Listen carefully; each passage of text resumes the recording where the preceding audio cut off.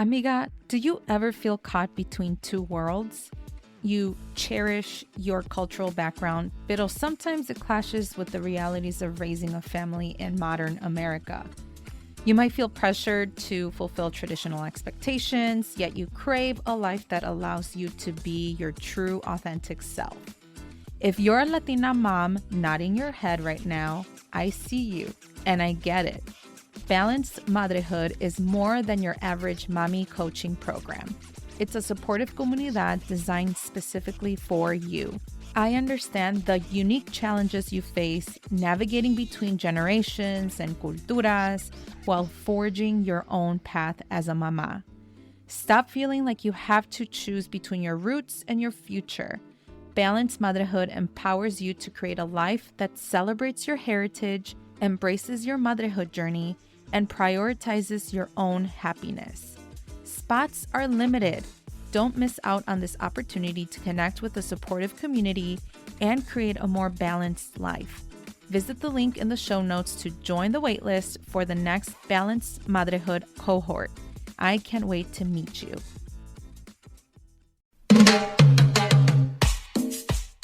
You're listening to the Viva la Mami podcast, a podcast about all things motherhood.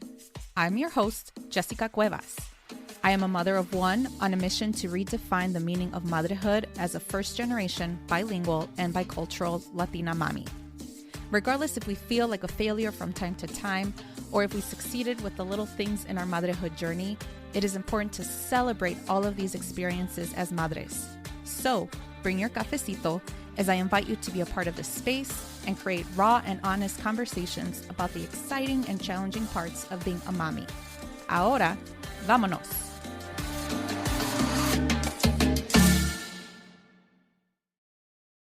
Hola, hola, amiga.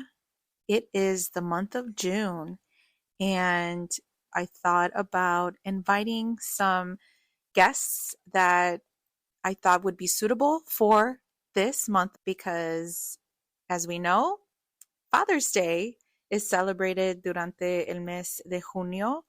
I know that on this podcast, I have Latina voices. I bring in Latina guests so that we can hear our stories about our motherhood journeys, as well as professionals in a variety of fields so that we can be better informed to redefine the meaning of motherhood.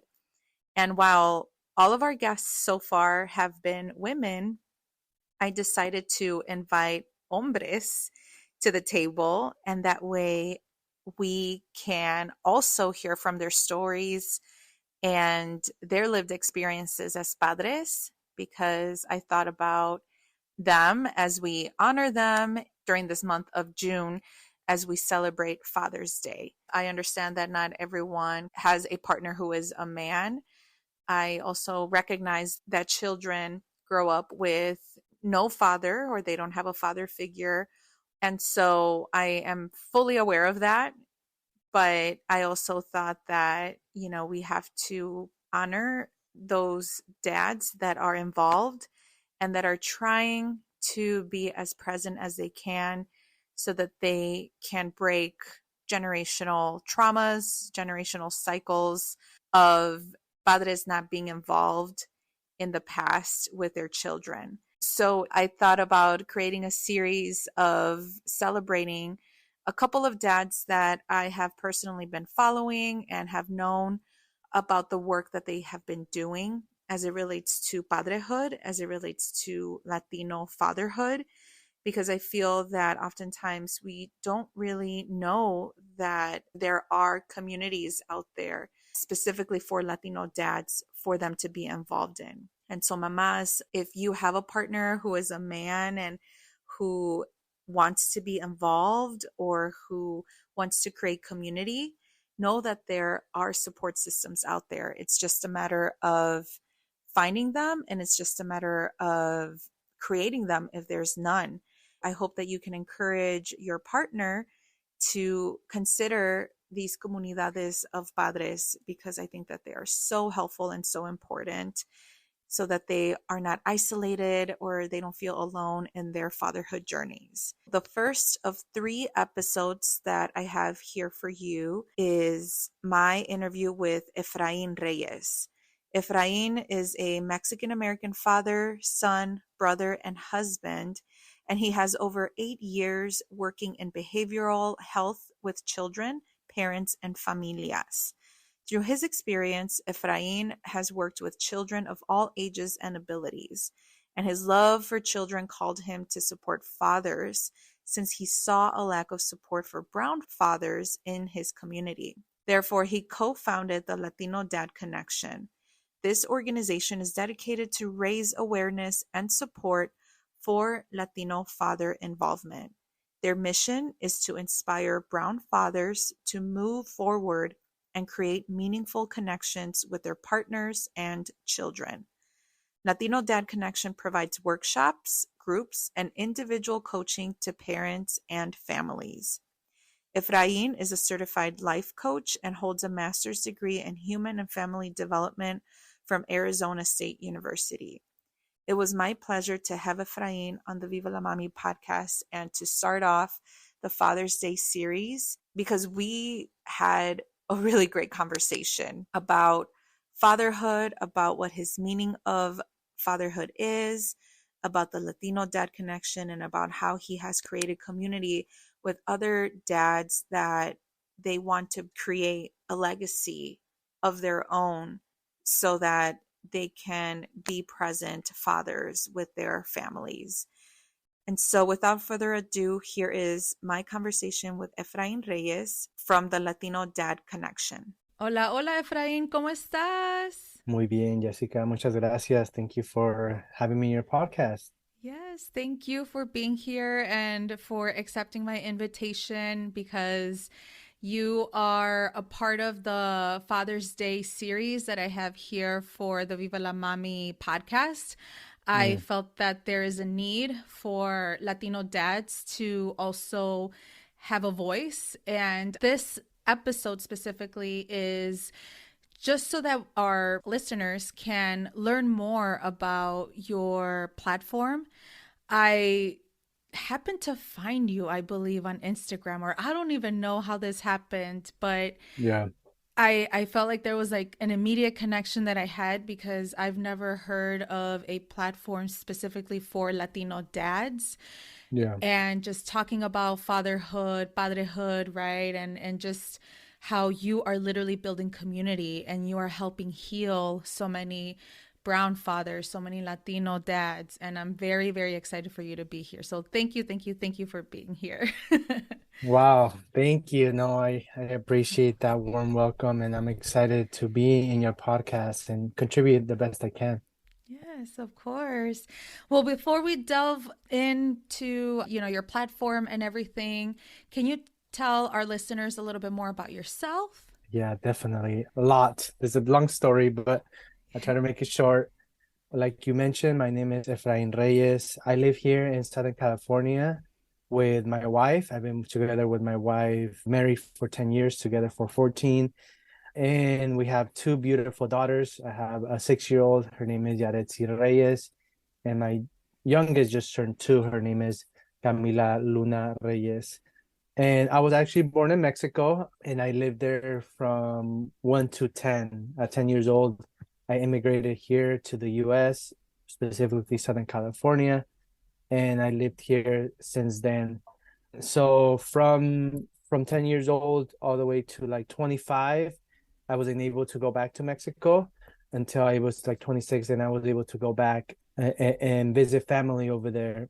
And I think as part of my immigration process, I just kind of dove into what the American lifestyle is. And as I got older, I started to kind of discover and uncover what it is to be Mexican American, Latino, Chicano, whatever you want to call, yourself. And I kind of started a self-discovery process. And then been working with a community for the last 8+ years. Started working with kids in a preschool setting. Was those kids that had disabilities. whether it be autism or Down syndrome. I was supporting them. Initially, I wanted to be a physical therapist, Mm. but as with working with kids, I took a child development class in college, and it just like it blew my mind on how much growth happens within those little years. They always say the first to 5 years of age, and especially like the first year when the child is born. So I was like, why isn't anybody talking about this? Like, why is it that if this is such an impactful time, why don't people more people know about it? So Mm. that kind of started my interest in child development, psychology, human development, and that's when I went into the social service field, working with kids. Then I started working in behavioral health in schools, where I would support students, teaching them social emotional lessons such as how to manage their emotions, how to identify their emotions, bullying prevention, all that. Mm. And then realized that even though I was helping the kids, they were still going home, and the parents also needed support. So then I started helping parents out, doing parenting classes. And around the same time that I started doing the parenting classes, that's when I became a father. And I realized that even though I wanted to be the best father I could, I didn't have the tool, resources, or the community to do so. Mm. So I ended up going into a fatherhood program myself as a participant. Really enjoyed that a lot. I got a lot from that. I was able to facilitate that for about a year, and then realized that there's not a lot of these groups for fathers, Mm. and especially for us brown fathers, where we can express ourselves, whether it be in Espanol or in Inglés, or just have that cultural and lived experience as Latinos, Chicanos. So that's why I decided to launch Latino Dad Connection, which our mission here is to inspire brown fathers to move forward and create their own legacy. And our vision is to have a community of brown fathers that are here to support each other through this fatherhood journey. And that's where I'm at right now. Basically, it's Yeah. been about a year since we launched it officially. No, a little bit more, about like a year and 4 months. And, Mhm. it was a little bit difficult at first to get that traction, but I feel like now more men are getting to resonate with the message that we're sending. So that's Yes. where I'm at right now. I applaud you for keep doing what you're doing because I feel like oftentimes brown fathers and especially Latino dads aren't provided the space. And just in general, too, like fathers in general are not provided the space to really talk about the nuances that happens in their journey, right? I often see a lot more activity, a lot more traction on the motherhood side, but our society and things are shifting, right? Especially in our current generation. Dads are involved, like they're very involved, but how do you provide the toolkit for them, right? Like, Yeah. how do you provide the support as some of them may not have healed from either traumas or past experiences or lack of, exposure about what fatherhood really looks like, even though Yeah. they genuinely want to be a part of it, right? And so I'm really glad that you're paving that way, especially for this particular population. I see it in my husband, Alex. Like I see it in my cousins and my friends that I know who are fathers. Like they really want to be involved, but oftentimes they feel like they're pulled in different directions, right? Because they are already set societal expectations, cultural expectations, Yeah. but also it's very individual, like expectations as well that they have for themselves. And so, you kind of talked a little bit more about your creating Latino Dad Connection and you told us a little bit more about it. But what really inspired you to do it? Was it because of the lack of representation, or was it because, like, through your program that you were involved in, you felt like there was a need for more? Can you tell us a little bit more about that? Yeah, I think it was a little bit of both. I think the program that I was involved in really helped me start uncovering some of those things that I wanted to do as a father. but I also needed more. And also I needed a space where I can express myself en español, inglés, como yo quería. And, and and also that cultural piece, right? Having a cultural based program where we're saying, hey, we're not teaching you how to be a dad, but really within our culture, we already have a lot of tools that we can take from Mm, and add more to that, right?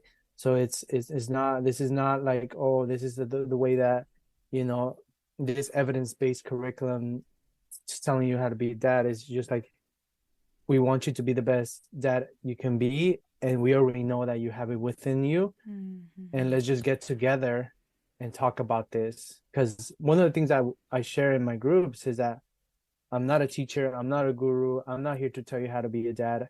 I'm here to just hold space and learn from each other. So we're all mm, students and we're all teachers.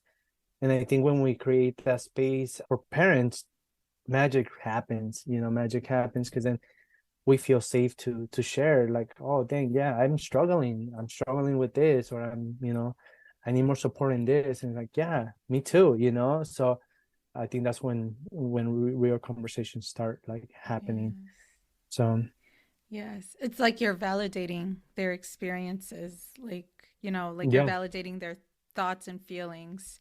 And that's great. I think that that takes a lot of courage, I think, and bravery, especially for Latino men. Like, oftentimes they grew up not expressing themselves, right? Not really sharing how they Mm, feel. And I've seen yeah. that, with my dad, with my husband. And I'm glad that you are offering that space. Because, yeah, it takes a lot of courage, I think, and bravery for them to be their true, authentic selves and how they can be involved in their own, through their own lived experiences and sharing that. Yeah. Yeah, you're right. I think as Latino man, I would speak from my own experience. I was just a lot disconnected from my own emotions, my own feelings, my own corazón, Mm, and felt that siempre me tenía que yo que aguantar, ¿verdad? And also not having the skills to, first of all, identify what I was feeling, you know, and second of all, express it, and third of all, express it in a healthy way. Because we can express our feelings definitely as men, but is it healthy? Because we can scream it out, we can punch, we can, that's expressing our feelings, but it can. There's other ways to mm, learn how to let those feelings out. And I think it's important for us as men to gather together and have these healthy spaces. Before I started doing that, I never saw that, within mm. my family, where men are gathering to like really express how they're feeling. It was more about like, I only saw that when at the party, en la fiesta, Yeah. cuando ya está con el tequila and Chente comes on. That's when we tap into Right. our feelings. And it's like, wow, like, do we need to have all of those things in place Mm, to mm. be able to tap into our feelings, or can we do that in a healthier way? You know what I'm saying? So that's kind of what we're Yes. creating. And that is so true. I feel like the tequila and the chente is like almost like a band-aid, or just like props that you need to have to kind of give you the sense of belonging, maybe. I don't know. Or yeah, and that is so true. Like, you do need healthy spaces, and without any other distractions or any other items that are oftentimes not going to help with the healing. Yeah, and that is so Yeah, true. yeah. I mean, don't get me wrong, that's good, to have that once in a while, but Yeah. if that is the go-to to express yourself, then there needs to be something Mm-hmm. to look at, right? And I know that was for me. Like, I always needed that, the liquor, the beer, the to be able to feel that I can express myself, or I can, you know, give me that liquid courage. And it was not until I started asking well, why is it that I need this? Why Mm-hmm. is it that I need to drink to be able to express myself? Why can't I just express myself, sober? Mm-hmm. And that's when, things are started to to unpack. But yeah. You have mentioned about like your program. So your platform is obviously, to create and break like negative family cycles, and then you assist brown fathers to create their own legacy through this 8-week program, which my husband was a part of. And I felt that that was such a transformational moment for him, especially as a new father. We have a 2-year old, we have a soon to be baby on the way as of this recording. And so, why do you think that programs like these are necessary? And first, like, what is your program, if you don't mind sharing? Yeah, thank you for asking. So my program, it's a 8-week program. It's really an empowerment life coaching program where we gather with 8 to 10 other men in this safe space over Zoom for 2 hours each week. And we dive into different topics, such as what does it mean to have a healthy relationship, creating intimacy, financial education, healthy mental and physical habits, and leaving a legacy. And within this program, our aim is to, first of all, try to bring awareness to some of the things that men are experiencing, whether it be difficult situations or joyful situations, celebrations, and help them really go from that, right? From those dark places, difficult situation, if men are struggling, to see that light at the end of the tunnel and have them move those emotions. A lot of us as men, we have suppressed a lot of these emotions, such as anger, resentment, sorrow, sadness, and not knowing how to process those. And by the power of the group, when one of us shares in a vulnerable way about our experiences, it connects everybody, whoever is going through that process. And yeah, we have that space to be in our fields and talk about ourselves and talk about what we're going through, but then also to take action. That's part of the masculine, to take action and hold each other accountable in a healthy way. So, hey, man, you said you were gonna stop drinking. What's going on? What happened? Are you still drinking? What other supports do you need? You know? So these are things that we kind of talk about, and each man kind of sets their own goals within the program, but then once again we have that accountability, because one of the things that we share in the program is that as men we need to be men of our word, or our palabra. So what does that mean to you? Like when you say something, when you tell your kids, hey, I'm going to take you to the park, do you really take them to the park, or do you just say it? Mm. And if so, how are you gonna kids gonna believe you next time? How are they gonna build trust? So really like watch what we say, and then if we can't, for whatever reason think we can't do what we said we are gonna do, then communicate that. Why couldn't you do it? Oh, mijo, I couldn't. I had to stay for work late, but guess what? Tomorrow we'll get to go. You Mm. know, but then also follow up with that. So this is what we try to create within this program, and we're changing it every time. As more men come into our program, we're always asking them like, hey, what did you like, what did you not like, how can we make this better? So what we say is, this is a program for brown dads by brown dads. So yeah, we're kind of like revamping it, changing it, making it better each time. Yeah, that is great. That is awesome. And I'm glad that you reassess every time, just so that you know that you are catering to their needs, obviously within those main pillars, right? That you shared in your program. And I just want to thank you for offering that space. My husband isn't very open, if you will. Mm-hmm. That's just how he was raised. He was raised to be very reserved and keep it all to himself. He obviously opens up to me, obviously, but there are times when he does struggle, and I think he's realized that, through community you can share, and you have created that safe space for them. And so yeah, I just want to thank you for offering that. And And I see him so different now. Like I think he's become very aware of like his emotions and his thought process. And so what would you say specifically for like a new dad, right? A new Latino dad who Mm, is currently struggling with their identity as a padre, pero también como un hombre, that kind of identity that oftentimes can create different cultural expectations, right? yeah. Yeah, like what would you advise them? Yeah, that's a great question.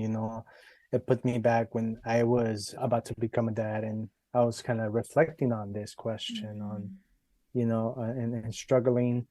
And I think, there's a lot of emphasis on mom, rightfully so. She's carrying the Mm-hmm. baby and she's gonna give birth to the baby. And oftentimes is like dad is just in the background, like, okay, like what about me, See, so what about dad? What about dad? Mm-hmm. And I think the main thing is, well, first of all, bringing awareness that you would like to reflect on your own experiences, right?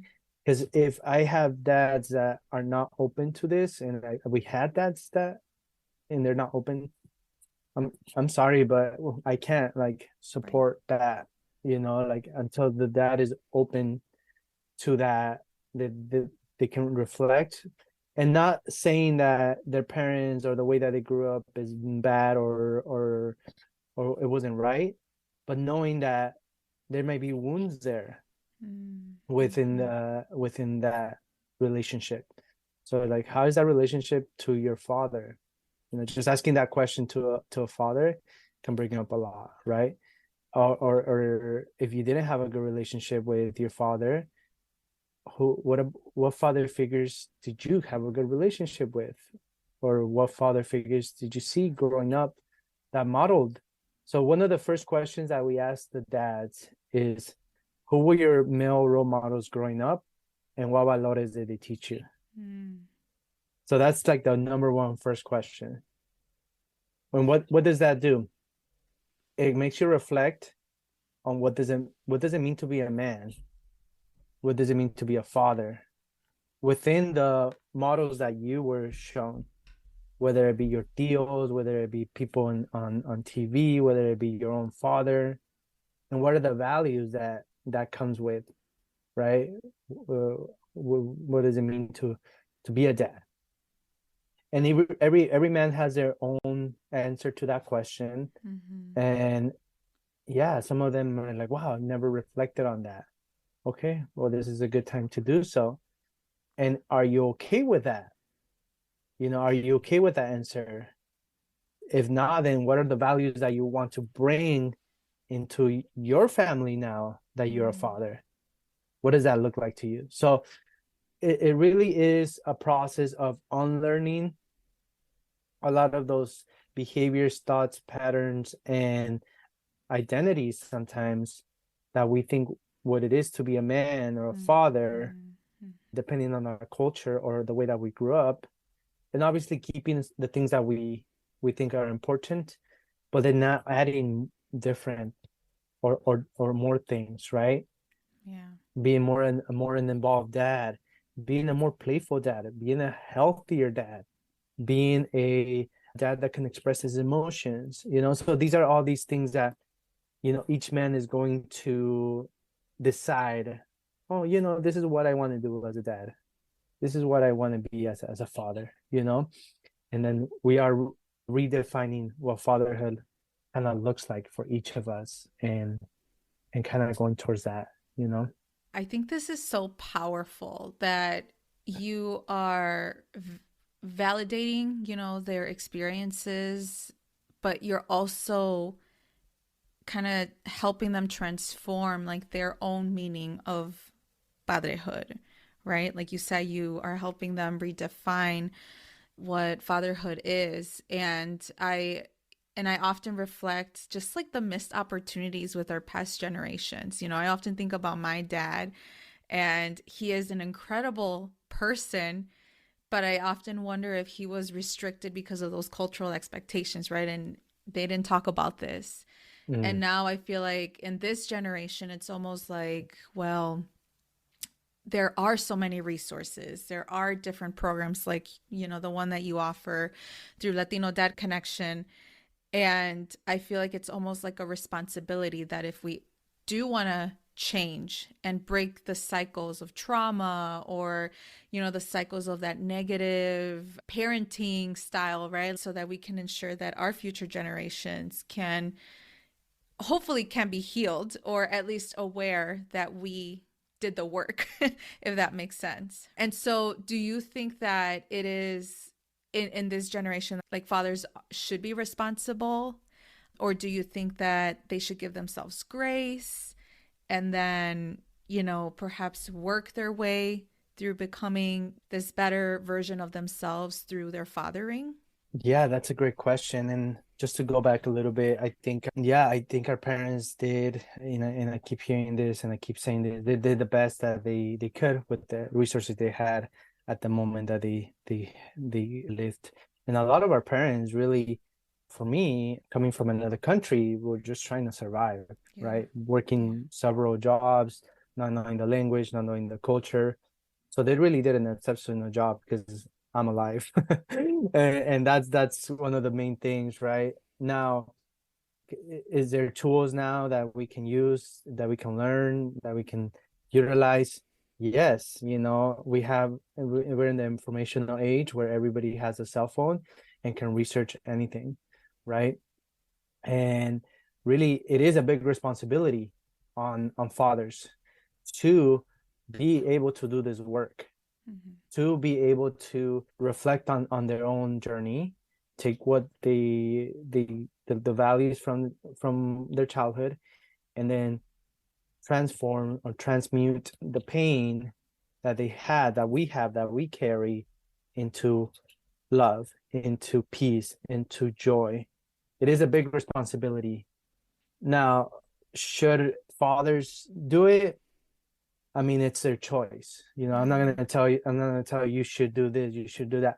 I would love to. I encourage you. I will help you provide that safe space, and I know that it would benefit not just you but our whole society if more fathers would do this type of work, Yeah. because I know it has transformed my life, and with that, it has transformed the life of my immediate family, and even my extended family. So sometimes we say this, but like doing this work is can be life or death for some dads, right? Mm-hmm. If they are able to reflect, find different tools that they can use to cope with their own emotions, instead of the alternatives that we see a lot within men, which is alcohol, drugs, pornography, unfortunately, suicide, within men, Mm-hmm. violence and incarceration. So really is life or death. And the main thing is like anybody, any dad can start working on themselves. We don't have to wait until our life gets to that point to start, looking at some of the things that we can do better. Yeah, and kind of going off of that, like I actually had written this question, like how can Latino fathers heal from that? Like either from masking themselves or healing from their past traumas that they've endured, and that way they can be fully present, right? And being involved in their fatherhood journey. Do you have kind of like some tips about that in terms of how they can heal? Yeah, definitely. I think so. A lot of us as men, like you were saying, we mask or we cope with different substances to go away from feeling, to, suppress that feeling, whatever that might be. And the way that we can transform that feeling or transmute the feeling is to face it and feel. What does it feel to be angry? What does it feel to be sad? What does it feel to feel sorrow? you know and it can be scary to go through those feelings on our own, you know but that's why it's so important to have a community and men that Mm-hmm. have been through not the same journey as you, but something similar, and have seen the other side, and they can guide you through those feelings. Hey, I understand what those feelings are, and I understand what you're going through, but guess what? On the other side, there's something different. There's joy, there's beauty, there's peace, because we don't have to carry those feelings anymore. Los podemos soltar, los podemos dejar ir. How does that look like for men? It can look like screaming, it can look like crying, it can look like punching, it might be look a lot different for a man to release that energy compared to a woman, and it's okay. There's no right or wrong way. So we don't go too much into that in our 8-week program, because really our 8-week program is very introductory to like self-regulation, like learning how to express ourselves and things like that. But it really sometimes it starts that journey for men of like the reflecting and healing, and then we can refer them to like a therapist or do some other work. Or it can just be that we've had men that they've been doing healing work for so long, but they never done it as a group, and now they want to do it as a group, and it's a lot different because now you're being witnessed.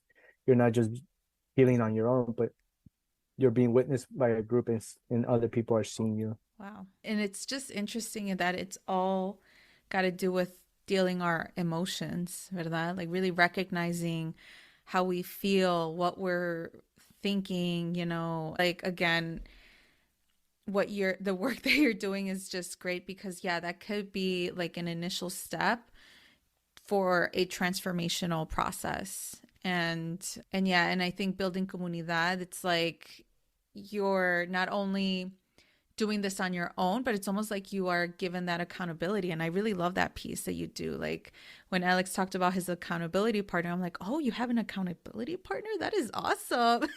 Because yeah, like that is a great way to check in and really, I always call it like challenging with care, right? Like you're challenging each other, but making sure that you're sticking to what you said, and that way you can care for that person if in case they're struggling, or if in case they need that extra push. And yeah, so I cannot say how thankful I am to have found your platform, but also just like the change that you are making, for these men. And in terms of your program, how often do you offer them, during the Yeah. year? Or yeah, can you tell us a little bit more about that? Yeah, great question. And by the way, a lot of men tell me like, "Oh my gosh, you changed my life," or "Thank you for this and that." And I always tell them like, "I didn't change your life. You changed your life." You Mm-hmm. know what I'm saying? Like, I'm just here providing a space, but you as men, we have to do our own work, Yes. right? So it's not necessarily me that I'm doing anything. I'm providing the space and asking the question, but you're changing your own life, and that's important, because that's in the empowerment that they have the ability to change their lives even when I'm not there. You know what I'm saying? Mm-hmm. Because I don't Mm-hmm. want men to rely on that. And then in terms of our program, yeah, right now we're offering it 3 times a year. We kind of have a fall semester that kind of starts around September, and then we start back in January for the other 8 weeks. And then the last one we're actually going to start, well, in May. We start one in May. And then we kind of take a couple breaks during the year in the summer, to be with their family, and then in the Christmas break to be with their family.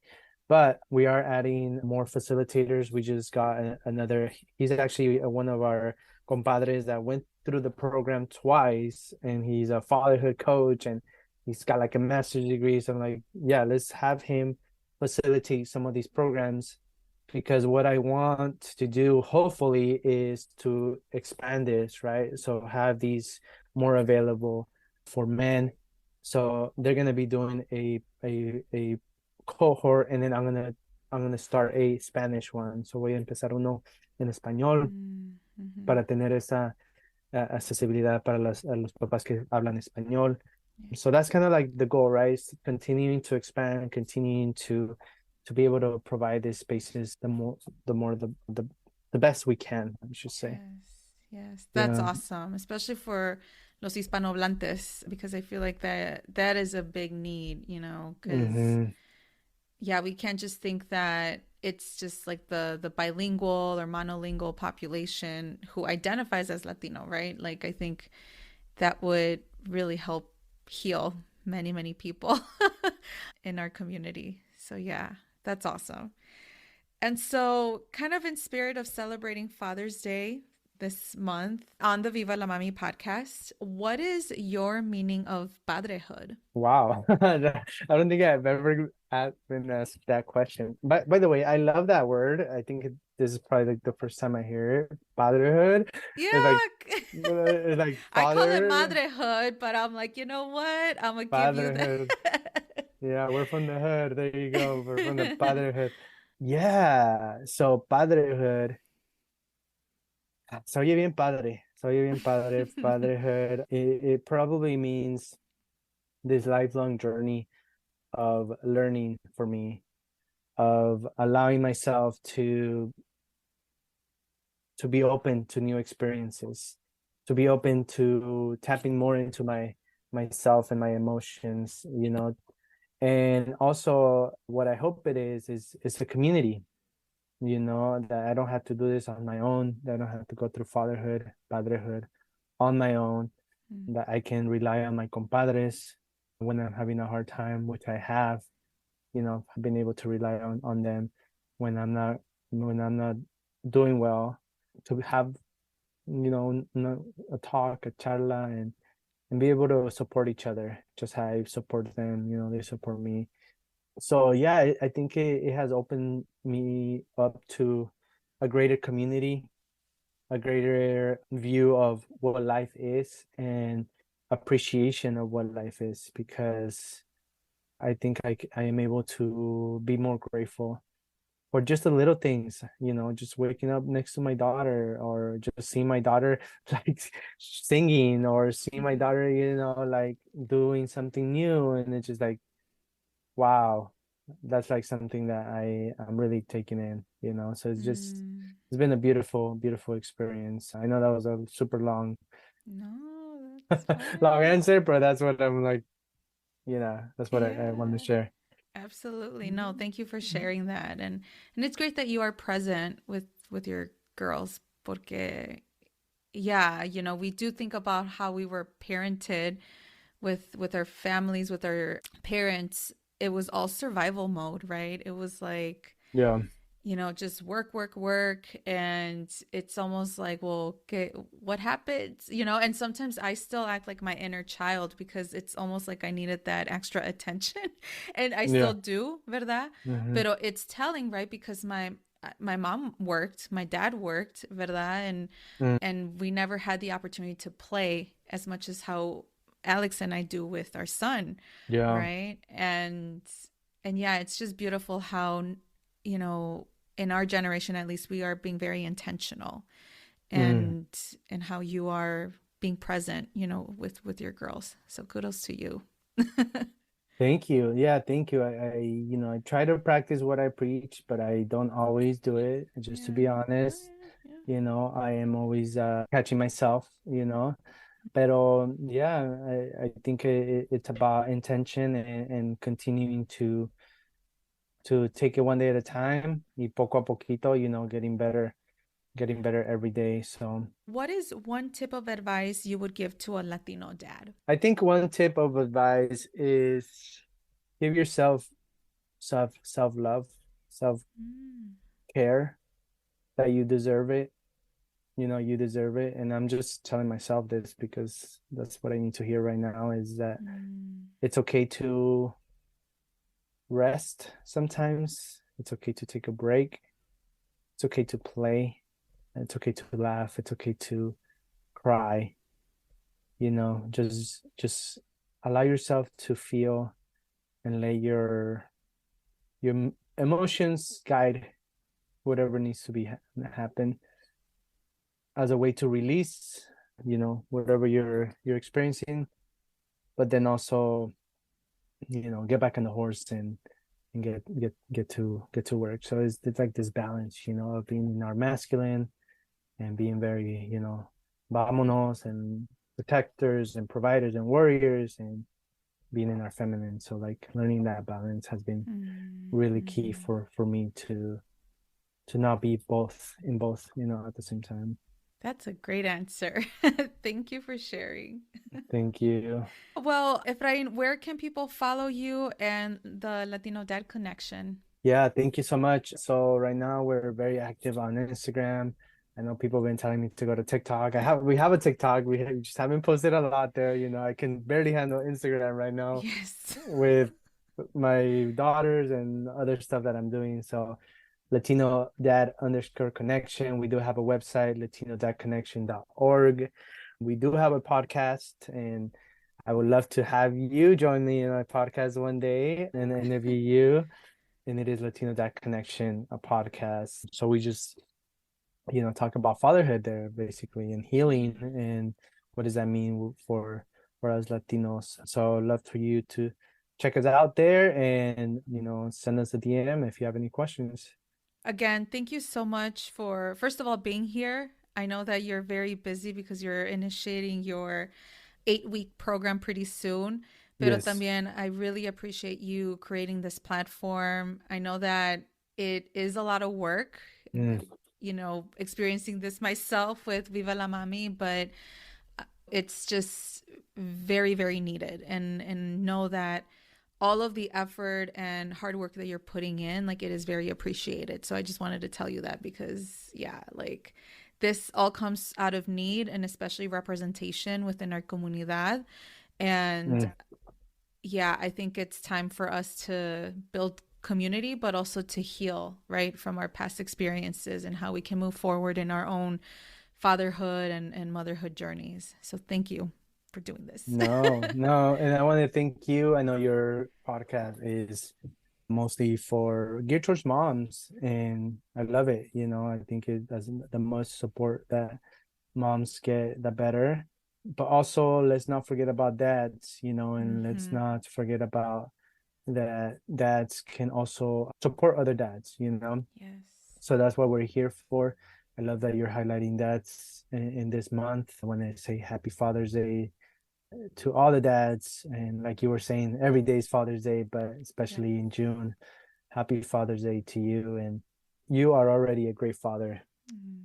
Thank you so much for being here. I really appreciate it. Muchas gracias. Thank you for tuning in to the Viva la Mami podcast. If you like this episode, make sure to leave a review and write what episode really resonated with you. If you really loved it, share it on social media or with an amiga. As always, please subscribe to this podcast wherever you are listening. Make sure to follow me at Viva la Mami on Instagram or visit vivalamami.com. Please note the information shared in this podcast is for educational purposes only and should not be replaced by your healthcare provider nor taken as professional advice.